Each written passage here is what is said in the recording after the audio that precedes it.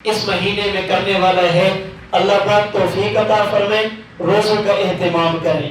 اللہ پاک توفیق عطا فرمائے، دن کا روزہ رکھیں، رات کی عبادت کریں، قرآن کریم کی تلاوت کریں۔ حدیث مبارک میں ہے، آپ علیہ الصلوۃ والسلام نے ارشاد فرمایا، جو آدمی محرم کا ایک روزہ رکھتا ہے، اللہ پاک اس بندے کو ایک روزے پر ایک مہینے کے روزے کا اجر عطا فرماتے ہیں۔ ایک دن کا روزہ 30 روزوں کے برابر، اس لیے ان دنوں کو ضائع نہ کریں۔ آپ علیہ الصلوۃ والسلام کی خدمت میں ایک شخص حاضر ہوا، اللہ کے رسول سے نصیحت کی درخواست کی۔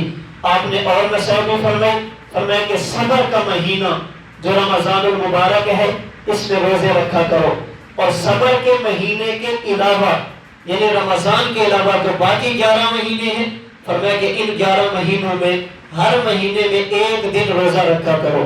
رمضان پورا اور شوال سے لے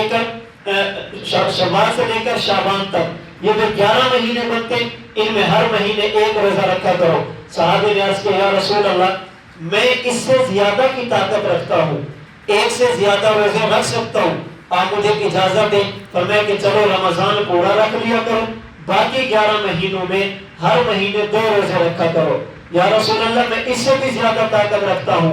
فرمایا کہ چلو ہر مہینے 3 دن روزے رکھ لیا کرو۔ یا رسول اللہ، میرے اندر اس سے بھی زیادہ کی طاقت ہے۔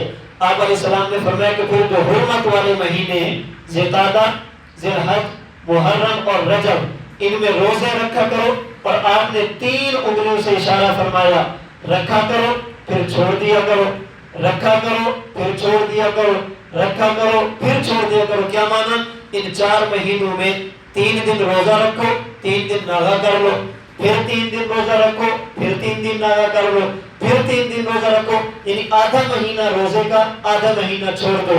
اور یہاں پہ یاد رکھنا، آپ نے جو یہ فرمایا کہ 3 دن رکھ کے 3 دن چھوڑ دینا، یہ محبت اور شفقت کی وجہ سے ہے۔ اگر کوئی بندہ پورا مہینہ روزے رکھ سکتا ہو، وہ پورا مہینہ رکھے، 10 رکھ سکتا ہو وہ 10 رکھے، 20 رکھ سکتا ہو وہ 20 رکھے۔